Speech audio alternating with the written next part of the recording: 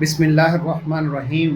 کل پاکستان اور سعودی عرب کے درمیان ڈیفنس اسٹریٹجک پارٹنرشپ ہوئی۔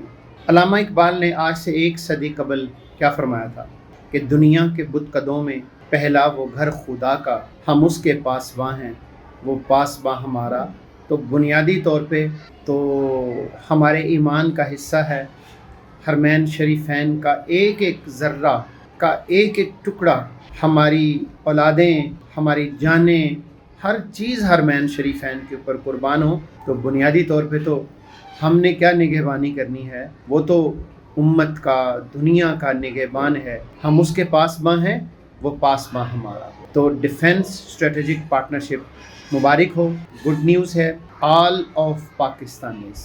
ہم نے پہلے بھی کہا تھا کہ 9 مئی سے پہلے کا پاکستان اور 9 مئی کے بعد کا پاکستان، بدلا ہوا پاکستان، بدلی ہوئی دنیا۔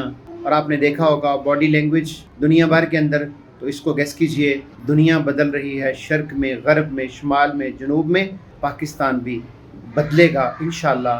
قائد اقبال اور سید مودودی کے خوابوں کی تعبیر بن کر دم لیں گے انشاءاللہ۔ پاکستان زندہ باد، پاکستان پائندہ باد۔